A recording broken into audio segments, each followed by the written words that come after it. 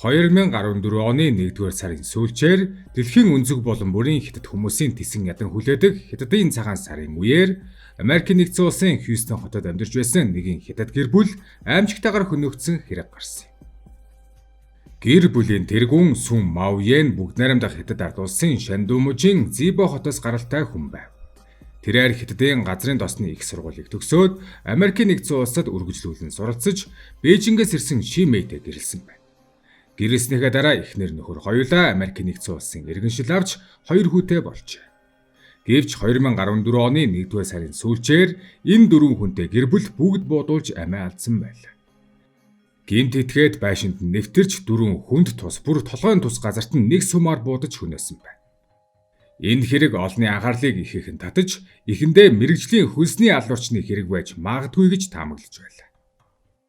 Энэ дугаартаа бид 2014 онд гарсан энэхүү хятад гэр бүлийн аллахын аимшигт хэргийг дэлгэрэнгүй өгүүлэх болно.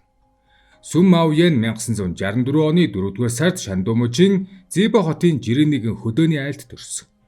Түүний эцэг их тариачин хүмүүс байсан бөгөөд амжиргаан нэн ядуу байж.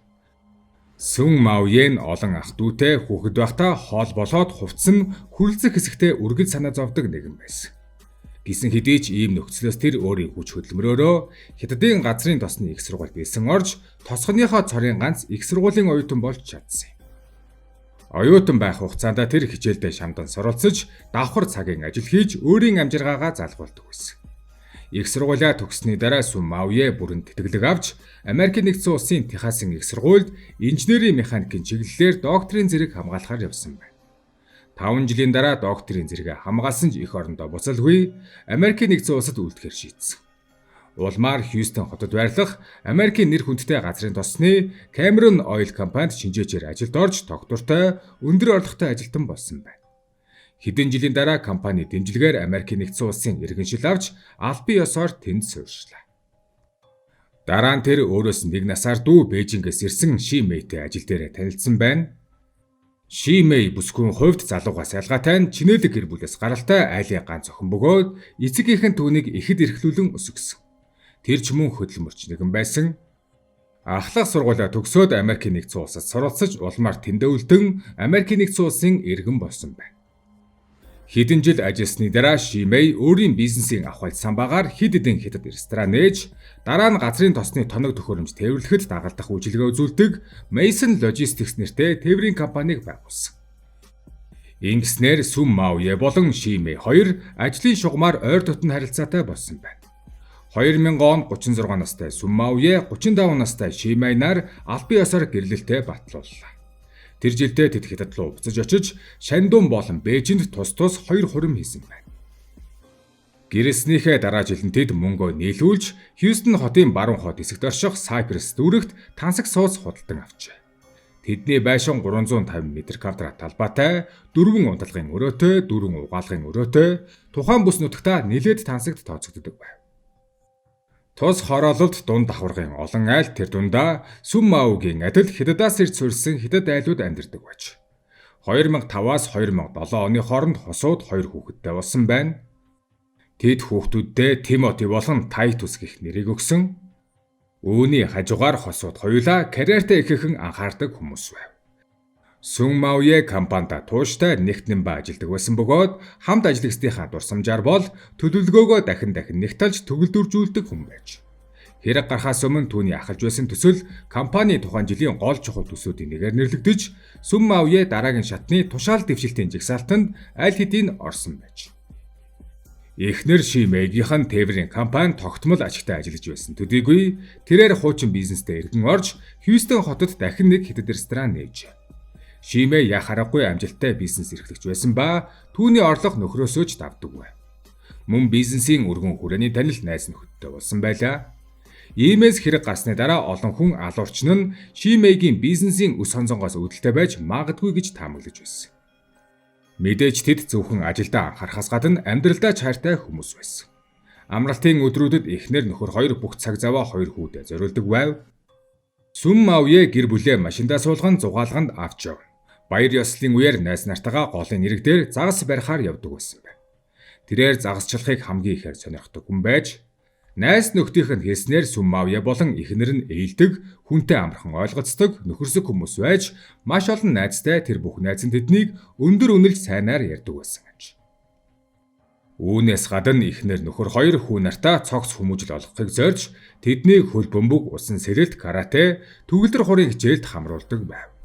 Хэрэг гарахаас өмнө хоёр хүн хорооллоос холгүй орших, тухайн бүс нутагтаа сайн сургуульд тооцогддог, Сампсон баг сургуульд суралцдаг байж. Ерөнхийдөө ийм төрлийн хятад гэр бүл Америкийн нэгдсэн улсад маш илбэг байдаг. Өөрсдийн хичээл зүтгэлээр анхны үеийн цагаач болон суурьшиж амжилтанд хүрч олон хүний атаархлыг төрүүлдэг айлууд юм. Гэвч 2014 оны ихээр энэ гэр бүл бүхэлдээ устгагдана гэж хинж төсөөлөв. 2014 оны 1-р сарын 30-ны пүрэв гараг Америкийн нэгдсэн улсад энгийн ажлын өдөр байлаа. Гэвч Сүм Маавьягийн хамт ажиллагсад түүнийг ягаад дараалан 4 дахь өдрөө ажилдаа ирэхгүй байгаад гайхаж эхэлжээ. Учир нь Сүм үргэлж ажилдаа хариуцлагатай нэг ч өдөр тасалж байгаагүй хүн байсан. Тэд менежерээс асуухад Сүм огт чөлөө аваагүй, даваа гарагаас пүрэв гараг хүртэл 3 өдрөөс дээш хугацаанд шалтгаангүй тасалсан нь аль хэдийн компани анхаарлыг татсан байж. Үүний дараа компани удирдлагууд яаралтай хурал зохион байгуулж хэн нэгэн Сүм Маавьяг харсан эсхийг асуув. Бүх хамт олон түүнийг өнгөрсөн баасан гараг буюу 1-р сарын 24-нд хэвийн байдлаар ажилдаа байсан. Ажлын цаг дуусмагц амралтаараа явсан гэж мэдүүлсэн байна. Дүрмээр бол тэр 1-р сарын 27-ны даваа гарагт ажилдаа ирэх ёстой байсан ч 1-р сарын 30-ны пүрэв гараг хүртэл хараахан ирээгүй байв. Иймээс компани удирдлага Сүм Маавьягийн гэрэн оролцсон амьдардаг ажилтнанд түүний гэрт очиж шалгаад ирэхийг даалгасан байна. Тухайн ажилтан гэрт нь очиод хаалгыг хэд хэдэн удаа тогтсон ч хийж онгойлгосонгүй. Энэ үеэр байшингийн дотор талаас нэгэн үл тайлбарлагдах эвгүй өмхийн үнэр үнэртэж байгааг анзаарчээ. Дараа нь тэр Сүм Маавьягийн утас руу залгатал утас нь байшингийн дотор дуугарч байсан ч утсаа авсангүй. Гадаа нь 2 машин хоёулаа зогсож байгааг харсан учраас тэрээр хосууд лав гэртээ байгаа гэж дүүсэн. Гэтэл ягаад хаалгаа онгойлохгүй байгааг ойлгож чадахгүй сэжигтэй санагдсан тул цагдаад халамжийн шалгалт хийх хүсэлт гаргаж дуудлага өгсөн байна. Америкийн нэгдсэн улсад энэ халамжийн шалгалт нь Аз хол байгаа төрөл садан нь ар гэрийнхэнтэйгээ холбоо барьж чадахгүй үед цагдаа нар очиж шалгадаг стандарт үйлчилгээ. Мэдэгдэл хүлээ авмагц эргүүлийн цагдаа удалгүй Сүм Маавьягийн гэрт ирсэн байна. Цагдаа байшинг тойрон шалгах явцдаа арын хашааны хананд нэг цонх эвдэрсэн байгааг олж харсан. Харин завсраас нь маш хүчтэй ялзарсан өмхийн үнэр гарч байгааг мэдэрчээ. Тэр даруй үүнийг гэмт хэргийн газар байж болзошгүй хэмээн сэжиглэж нэмэлт хүч дуудав. Удалгүй улам олон цагдаа хэргийн газар ирж байшингийн арын хаалга онгорхой байгааг олж түүгээр орсон. Дотогш ормогц байшин аимшигтай намгүн байв. Тэд 4 өөр өрөөнөөс 4 цогцос олсон байна. Үүнд 50 настай Сүм Маавья, 49 настай Шимэй, 9 болоод 7 настай 2 хүүнэр нь байв. Дөрвөлээ бүгд ойрын зайнаас буудуулж сум толгойд нь тусаж амиа алдсан байлаа. Цагдаа нар яаралтай хэргийн газрыг бүслэн хамгаалж 4 цогцыг шүүх шинжилгээний эмчид хүлээлгэн өгчээ. Гэмт хэргийн газраас ямар нэгэн чухал улмөр эсвэл хэрэгт ашиглагдсан зэвсэг олдсонгүй. Мөн байшин доторх үнэт зүйлс өндөр үн бүхий эзүүс бүгд хэвээр байсан тул эхэндээ цагдаа нар гэрийн эзэн гэр бүлийнхнийг хөнөөгөөд дараа нь өөрөө амиа хорсон байж магадгүй гэж таамагласан байна. Удалгүй Хятад гэр бүлийн 4 хүнийг хэрцгийгээр хөнөөсөн тухай мэдээ Хятад болон Америкийн нэгдсэн улс даяар хурдтай тарах. Харин Хьюстон хотын Сайпрес хорооллын оршин суугчид айдас давтсан. Энэ хороолол урд өмнө нь маш аюулгүй, ийм хэрцгий гэмт хэрэг огт гарч байгаагүй газар байсан тул хүмүүс итгэж ядан цочирдсан байна. Түүнчлэн оршин суугчид ойрын хэд хоногт ямар ч буун дуу сонсоогүй учраас яг хизээ буудлаа болсон нь хэндэж тодорхойгүй байлаа. Энэхүү гэр бүлийг бүхэлд нь хөнөөсөн хэрэг Америкийн нэгдсэн улс дахь Хятад иргэдийн дунд асар их цочрол шуугиан тарьсан юм. Хүмүүс уг хэргийг маш идэвхтэй хэлэлцэж олон янзын таамаг дэвшүүлж байв. Зарим нь буудлагын арга барил хит хэрцгий бүр хүүхдүүдийг хүртэл онилон хороосон тул хэрэгтэн мафийн буюу гэмт бүлэглэлийн гаралтай байж болзошгүй гэж сэжиглэжээ. Өөр зарим нь Шимэй Хятад ресторан ажилуулах явцдаа хэн нэгэнд маргаан үүсгэж улмаар дайсагнал өш хонзонгийн улмаас гэмт хэрэгт өртсөн байж магадгүй гэж үзсэн байна. Харин бас нэг хэсэг нь алуурчин андуурч буруу айлд орж санаангүйгээр гэр бүлийн 4 гишүүнийг хөнөөсөн байж болох тухайч ярьж байна. Энэ үед Техас мужидах Хятад сэхэднүүдийн төлөөлөл олон нийтийн байгууллагууд ч байр сууриа илэрхийлж эхэлсэн. 2014 оны 2 дугаар сарын 9-нд нутгийн хятад иргэд Сүм Маавье болон түүний гэр бүлийн 3 гишүүн зориулсан дурсгалын арга хэмжээг зохион байгуулжээ. Энэхүү арга хэмжээнд хэдэн зуун хүн оролцсон бөгөөд тэдний дунд Харрис мужийн шериф Гарсия, Техас мужийн төлөөлөгч Ву Южи, Хьюстон дэх бүгд найрамдах хятад ард улсын ерөнхий консулын газрын консул Фан Юн, Америк дахь шандуунчдын холбооны ерөнхийлөгч Сүн Тихан, талигаач Сүм Маавьегийн хуучин хамт олон бусад хэдийн чандад суугаа хятад иргэд оролцсон байна. Иргэд лаасаач цэцэг өргөн талигаачдын сүнсэн залбирч хамт олноороо нэгдэн цагдаагийн мөрдөн шалгалтанд туслахыг уриалсан. Тухайн үед зохион байгуулалтын ажлыг голлон хариуцж байсан Хьюстны Хятад Америкчүүдийн холбоо хятад иргэдэд хандан нээлттэй захидал илгээв. Уг захидалдаа бид нэг улсын иргэдийн хувьд гэмт хэрэгтэн шийтгэгдэхгүй өнгөрөхийг хизээж төвчин хараад сууж болохгүй. Хьюстны оршин суугчдын хувьд бид иргэн тойрныхоо хүчирхийллийг үл тоомсорлож болохгүй. Хэргийг яралтай илрүүлэх нь талигаачдын сүнсийг тайлбарлах төдийгүй нийгмийн шударга ёсыг сахин хамгаалж бид бүхний аюулгүй тайван амьдрах орчныг баталгаажуулах чухал ач холбогдолтой. Мөн бидний энэхүү үйл ажиллагаа нь хятад хамт олон өнөөдөр нэгдмэл нэг бүхэл гэдгийг харуулна. Нэгэн зов бол бүгд туслана хэмээн онцолсон байна.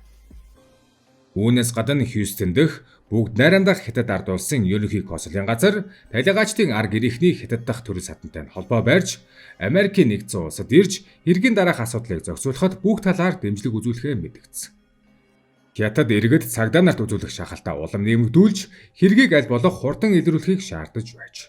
Гэвч хэргийн газарт хийсэн анхан шатны мөрдөн шалгалтаар дөрвтэй үр дүн гараагүй бөгөөд цагдаа нарт ямар ч тодорхой мөр сэжүр олдоогүй хэвээр байв. Иймээс цагдаа нар хэвлэл мэдээллийг хэрэгслээр хүртэл дамжуулан олон нийтэд хандаж тус гэр бүлтэй ямар нэгэн байдлаар харилцаатай байсан хүмүүсээс сэжүр өгөхийг уриалсан. Мөн үүний зэрэгцээ гэмт хэрэгтэнд хандан сайн дураараа бууж өгөхийг анхааруулан мэдгдсэн байдаг.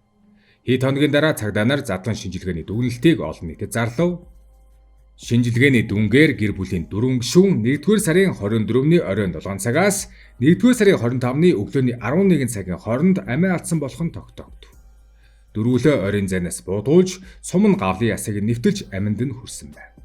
Бүх сум яг онох ёстой газраа туссан, нэг сум алдаагүй байсан тул цагдаа нар алуурчин мэрэгжлийн хөлсний алуурчин байж магадгүй гэж үзсэн юм. Цагдаа нар хэргийн газрыг дахин шалгах явцдаа шин зүйл илрүүлсэн байна. Өмнө нь сүнгийн гэр бүлийн эд хөрөнгөөс юу ч алга болоогүй гэж дүгнэж байсан бол энэ удаад сейф нь нэвдэгдэж доторх алт үнэт эдлүүд шалан дээр хөвлөрсөн ч нэг ч зүйл дутуу байгаагүй нь тогтогдсон. Энэ нь санхүүгийн зорилготой аллага мэтээр харагдуулахын тулд санаатайгаар зохимол байдал үүсгэсэн байх магадлалтай гэсэн сэжгийг цагдаад төрүүлв. Түүнчлэн цагдаа нар Шимэгийн гар утсыг шалгахад ууг утсыг санаатайгаар форматлаж доторх бүх мэдээллийг бүрэн устгасан байсан нь хэн нэгэн зориуд ямар нэгэн зүйлийг нүүн дарагдуулахыг оролдсон мэт сэтгэгдэл төрүүлжээ. Үүний дараа цагдаа нар хорооллын хяналтын камеруудын бичлэгийг шалган авсан.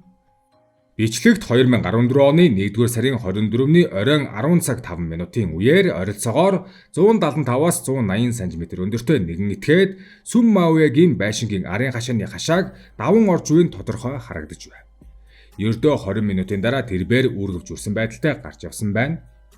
Хяналтын бичлэгээс харахад уг этгээд бараа өнгийн малгайтай цам зөмсөж нүүр царайгаа бүрэн дадлалсан байсан тул гадаа төрхийг нь таних боломжгүй байна. Хэдийгээр цагдаа нар бичлэгдэх сэжигтэй этгээдийн хэн болохыг шууд тогтоож чадаагүй ч уг бичлэг нь энэ хэрэг амиа хорлолт бус гадны хүн халдан орж үлдсэн аллага болохыг нотолж өмнөх бүх таамгийг үгүйсгэсэн юм. Гэвч хугацаа өнгөрөх тусам Хьюстны цагдаа нар уг хэргийг илрүүлэхэд ямар захис гаргаж чадсангүй.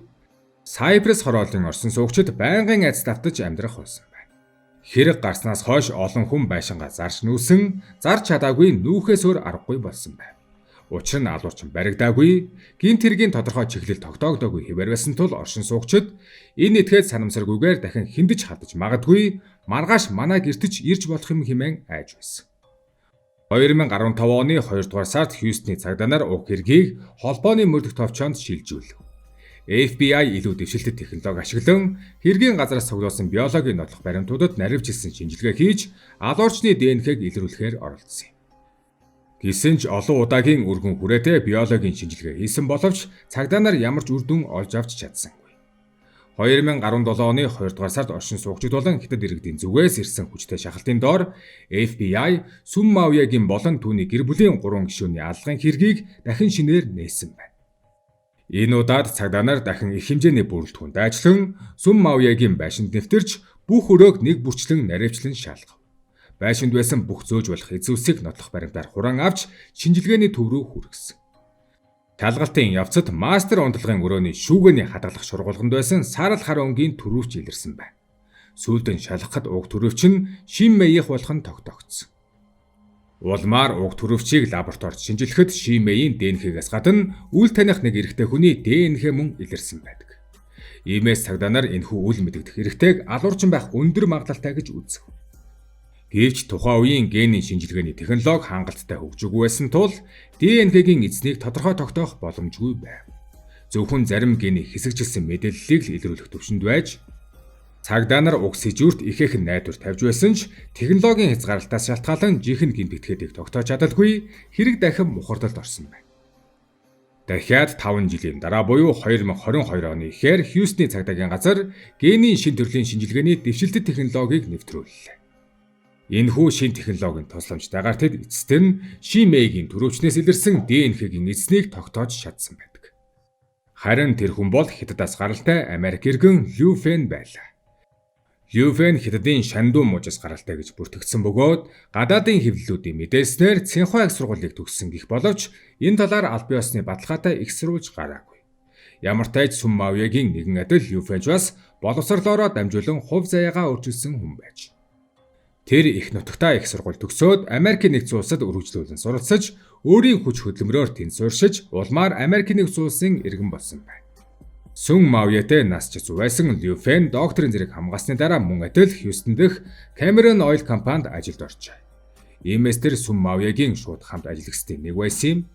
Тиймээс Сүм Маоягийн гэр бүлийн алга гарсны дараа Лю Фэн FBI дуудагдан байцаагдсан. Анхны байцаалтын үеэр Лю Фэн цагдаад бидний компанид ажилладаг байсан ч би Сүм Маояг огт танихгүй, түүнийг хаана амьдардаг ч мэдэхгүй гэж мэдүүлжээ. Гэвч цагдаа нар Сүм Маоягийн албан ажлын цахим шуудан бүртгэлийг шалгахад Сүм Маоя Лю Фэнтэй нэг төсөл дээр хамтран ажиллаж байсан бөгөөд 7 хоногт дор хаяж 3-аас дээш удаа хоорондоо имэйл солилцдог байсныг олж тогтоосон байна. Үүнээс гадна компани бусад ажилчид тэднийг ажлын талбар дээр байнга харилцаж ойр ажилладаг байсан гэдгийг гэрчлэв. Ийм баримтуудыг 2 дахь удаагийн байцаалтын үеэр цагдаа нар Лю Фэнд дэлгэн тавьж түүний өмнөх мэдүүлгийг няцаахад Лю Фэн үгээ өөрчилж хэрэгт холбогдчих вэ хэмээн айсан гэж тайлбарлсан байна. Хэдийгээр түүний мэдүүлэг хоорондоо зөрчилдөж байсан ч тухайн үед цагдаа нарт хангалттай бодит нотлох баримт байгаагүй тул түүний тайлбарыг түр хүлээн зөвшөөрсөн байна. Гэвч дараагийн мөрдөн шалгалтын явцад цагдаа нар нэгэн чухал баримтыг илрүүлжээ. Лю Фэн хэрэг гарахаас 2 хоногийн өмнө Хьюстны баруун хэсэгт байрлах Full Armor Firearms нэртэй бууны дэлгүүрээс Glock загварын 9 мм-ийн гар буу мөн 50 ширхэг сум худалдаж авсан нь тогтоогдсон байна.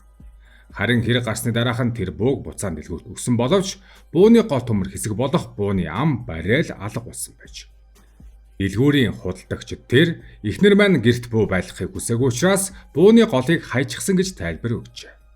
Гэвч мөрдөн байцаагчид Лю Фэнээс дахин мэдүүлэг авахд тэрээр би супермаркетын гадаа буугаа цэвэрлэж байхдаа бууны голыг алдаж гээсэн гэж тайлбарлажээ. Лю Фэн 2 удаагийн байцаалтын үеэр хоорондоо зөрчилтэй мэдүүлэг өгсөн тул цагдаа нар түүний шүлсний дээжийг авч ДНХ мэдээллийг нь бүртгэлд үлдээсэн байдаг. Чухам энэ үед Лю Фэний ДНХ Хьюстны цагдаагийн газрын санд бүртгэгдэж үлдсэн нь хожмын амжилттай тулгалтын үндэс болсон юм. Хьюстны цагдаа нар Лю Фэн уг хэргийн гол сэжигтэн байх магадлал өндөр гэдгийг тогтоох үед Лю Фэн аль хэдийн Cameron Oil компаниас гарч ихэнх цагаа Америкийн нэгдсэн улсад бус Хятадд өнгөрүүлж байгааг олж мэджээ. Харин түүний эхнэр хүүхдүүд Америкийн нэгдсэн улсад амьдарч байсан бөгөөд Лю Фэн хаяа тэдэн дээр нисэж очдог байв.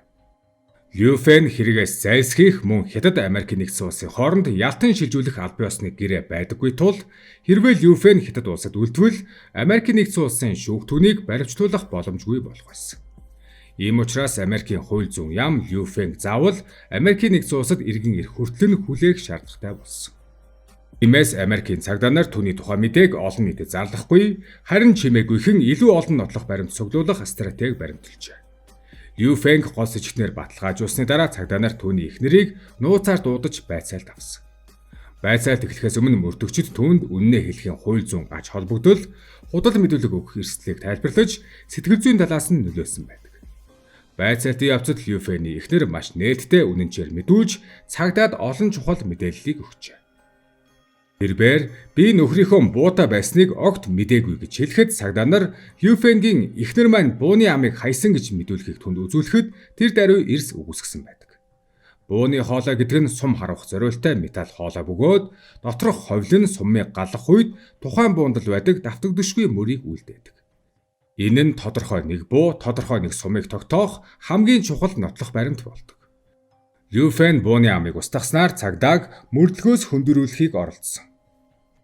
Гэсэн ч олон жилийн мөрдөн шалгалтын дараа цагдаа нар эцэст нь нэгэн чухал дүнэлтэнд хүрсэн юм. Дэгаачдын биенээс олдсон сум бүгдээрээ 2014 оны 1-р сард Люфений худалдаж авсан сумтай ижил загварын үйлдвэрлэлийн шинж тэмдэгтэй болох нь тогтоогдсон байна. Түүнчлэн Сүм Маоягийн биенээс гаргаж авсан сум нь нэгэн ижил үйлдвэрлэлийн машинаар хийгдсэн нь батлагдж, мөн Full Armor дэлгүүрээс Люфений худалдаж авсан сумтай яг нэг машин дээр үйлдвэрлэгдсэн болох нь нотлогджээ. Цагдаа нар сэжигтний эхнэрээс Люфен болон Сүм Маоягийн хоорондын харилцааны талаар мэдэх хэсгийг асуухад тэр нөхөр маань Сүм Маоягийн тухай ярьж байсныг би сонсож байсан.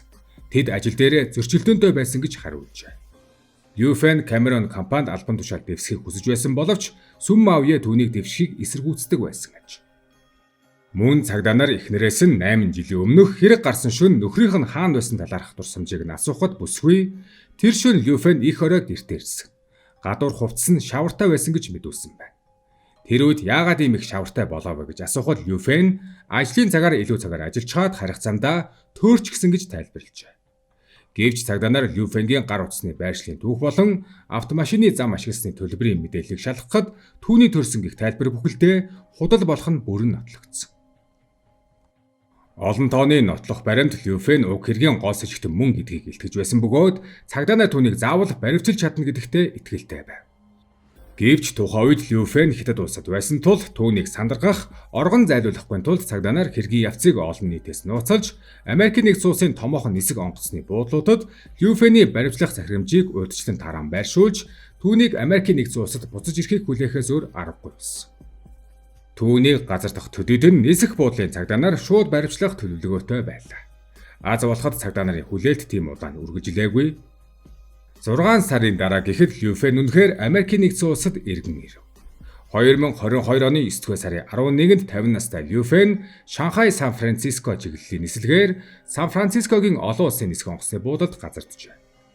Тэрээр хил гайлын шалгалтаар нэвтэж байх үедээ Америкийн нэгдсэн улсын дотоодын аюулгүй байдлын яамны ажилтнуудад баривчлагдсан байна. 2022 оны 9-р сарын 13-нд Техас мужийн цагдаа нар 8 жилийн өмнө Хьюстон хотод гэр бүлийн 4 гишүүний хөнөөсөн хэргийн сэжигтэн Сан Франциско хотод баригдлаа хэмээн албан ёсоор зарлав. Баривчлсныхаа дараа Люфенийг Калифорни мужийн Сан Матео тойргийн шоронд хорьсон бөгөөд удалгүй түүнийг Техас муж руу шилжүүлж 1-р зэргийн 4 удаагийн алгын хэрэгт албан ёсоор буруутгасан. Люфен Техаст ирмэгцээ мөрдөгч нарт байцаагдсан. Байцаалтын үеэр түүний өмнө хангалттай их нотлох баримт тавигдсан тул Люфен гин бурууга няцахыг оролдоогүй. Удалгүй тэр Сүм Маоягийн гэр бүлийг бүхэлд нь хөнөөсөн гэдгээ хүлээн зөвшөөрчээ. Түүнчлэн байцаалтын явцад тэрээр аллах үлдэх болсон шалтгаанаач цагдаа дэлгэн ярьсан байна. Гинийч төсөөлөөгүй нь 4 хүний амьсцсан энэхүү аимшигт гэр бүлийн эмгэнэл жирийн нэгэн албан тушаалын дэвшигтэй холбоотой маргаанаас үүдэлтэй байсан гэж. Люфений ярьснаар 2012 оны сүүлчээр тэр өөрийн санаачлагаар Сүм Маоя тандаж Cameron Oil компани судалгаа хөгжлийн хэлтэс шилжин ажиллах хүсэлтэй байгаагаа хэлсэн байна. Өөрийг нь дэвшүүлж санал болгооч гэж гуйсан байдаг. Харин 2013 оны хаврын баярын үеэр Люфен найзаасаа Сүм Маоя чамайг огт санал болгоогүй гэсэн мэдээллийг сонсчээ. Дараа Люфен түүнлөө устдаж асуухад Сүм Маоя би чамайг үнэхээр санал болгосон гэж хатуу мэдэгдэжээ. Дараагийн шалгалтаар компани баримт бичгүүд Сүм Маоя Люфенийг үнэхээр санал болгосон болохыг нотолсон байдаг. Гэвч дараагийн өдөр Люфен ажилдаа очоод хамт олон нь өөрт нь өмнөхөөс өөрөөр ханддаг болсон мэт санагдаж Сүм Маоя миний талаар муугаар ярьж санаатаагаар муухай харагдуулсан байх гэж харджээ. Үүнээс гадна тэр өдөр компани албан тушаал дэвссэн ажилтнуудын жигсаалтыг зарлахад Люфений нэр багтаагүй байсан тул тэрээр намайг дэвшээгүйд Сүм Маоя л буруутай гэж бүрэн итгэлтэй болсон байдаг. Овчхондоо яг энэ ганц асуудлаас үүдэн Лю Фэн Сүм Маояг алах санааг тээж эхэлсэн бөгөөд эцэст нь түүнд зогсолтгүй хорсол үш хонцон төрж Сүм Маоягийн гэр бүлийн дөрвөн гишүүнийг бүгд нь хэрцгийгээр хөнөөх аимшигт гэмт хэргийг үйлдсэн байна. Үүний дараа Лю Фэн өөрийн гэмт хэргийн явцыг цагдаад дэлгэрэнгүй мэдээлсэн. Тэрээр компани дотоод системийг дүрм зөрчин ашиглаж уг системээр дамжуулан Сүм Маоягийн гэрийн хаягийг олж мэдсэн байна. Маояг аль хороололд амьдртгийг тогтоосны дараа Лю Фэн тухайн хорооллын байрлагын мэдээллийг онлайнаар судлаж Сүм Маоягийн байрны дотоод зохион байгуулалтыг урьдчилан нэгтлээ. Ингээд хэрэг үлдэх үедээ хүн хайж төөрөлгүй шууд зорилттой өрөөнүүдэд нэвтрэхээр бэлтгэсэн байдаг. 1-р сарын 22-нд Лю Фэн гэмт хэрэгт ашигласан бууга худалдан авсан ч тэр даруйдаа хэрэгэ үйлдээгүй. Харин дараагийн 2 өдрийн турш Сүм Маоягийн гэрийг тандаж түүний өдөр тутмын амьдралын хэмнэлийг ажиглажээ. Ингэх явцдаа тэр Сүм Маоягийн гэр бүл орой 10 цагаас хойш гэрлээ унтраагаад унтдаг болохыг мэдэж авсан байна. 1-р сарын 24-ний өглөө Лю Фэн Сүм Маояр ууцтаж гаднаа бол ажил хэрэгэн талаар ярьж байгаа мэт дүрсгсэн ч ярианы явцдаа амралтын өдрийн төлөвлөгөөг нь санаандгүй мэт асууж тухайн орой Сүм Маоя гэртээ амарч байхаар төлөвлөсөн гэдгийг баталгаажуулжээ. Ингээд тухайн орой Лю Фэн хар өнгийн юудэнтэй цамс бээл өмсөн сайтар халах авч хийж хар үргэвч үрээд Сүм Маоягийн амьдардаг хороол руу очсон байна. Түүний үргэвчэнд Glock 9 мм-ийн гарбуу болон дуу намсгагч байлаа. Оройн 10 цаг 5 минутын үед Лю Фэн Сүм Маоягийн гэрийн гэрэл унтарсан орчин маш намгүн байгааг харж гэр бүлийнхэн бүгд унтсан гэж үзсэн байна. Ингээд тэр арын хашааг даван орсон дотор ормогцоо байшингийн зохион байгуулалтыг нь мэдэж байсан тул Лю Фэн 4 өөр өрөөнд орж 4 удаа буудаж Сүм Маоягийн гэр бүлийн 4 гишүүнийг бүгдийг нь газар дээр нь хөнөөсөн ажээ. Үүний дараа алуурчин хэргийн газрыг зориуд зохиомлоор эвдэн сүйтгэж сейфийг онгойлгон үнэт эдлүүдийг эн тэнд тараан цацаж цагдаа нарыг дээрэм данхай улмаас гарсан хэрэг гэж андуурхаар зохион байгуул. Эцэст нь Лю Фэн хэрэг үйлсэн газар орхиход ердөө 20 минут л зарцуулсан нь түүнийг маш тайван хүүтэн цустай, маш хурдан хөдөлгөөнтэй байсныг харуулж байв. Бүх сум нь байндаа тусаж бүгд үхэлд хүргэсэн нь яг л мэрэгжлийн сургалттай хүн шиг байсан юм. Тийм л учраас цагдаа нар Лю Фэнийг баривчлах үедээ энэ таргандуу дунд иргэм насны 20 минутын дотор 4 хүнийг мэрэгжлийн мэт буудаж хөнөөсөн алуурчин байна гэдэгт итгэхэд бэрх байсан гэж. Одоогоор уг хэрэг шүүхийн шатандаа бүрэн орж амжаагүй, шүүх хурал хараахан болоогүй байгаа тул бид илүү нарийн дэлгэрэнгүй мэдээллийг хараахан мэдэх боломжгүй байна. Гэхдээ Лю Фэний өөрийнх нь ярьсан сэтлээс харахад хоёулаа 50-аас дээш насны карьерийн оргил үеэ аль хэдийн өнгөрүүлсэн хүмүүс байж, ердөөнийг албан тушаалын маргаанаас олж ийм аимшигт хэрэг үйлснэ нь үнэхээр ойлгомжгүй. Хэрвээ шүүх түүнийг гин буруутай гэж үзвэл 4 удаагийн бүх насаараа хоригдох ял авах юм. Харамсалтай нь Сүм Маоя Шанду мужийн аслагдсан хөдөө нутгаас гаралтай ядуу айлын хүүхдээс насан туршдаа хөдөлмөрлөж Америкийн нэгдсэн улсад очин том компанид ажиллан тансаг харшид амьдарч эхнэр болон 2 хүүтэйгээ аз жаргалтайгаар амьдарч амьдралд ялсан хүн байлаа. Гэвч ажлын газар дахь өчүүхэн маргаан түүний амийг авч оцсон нь маш харамсалтай хэрэг байлаа.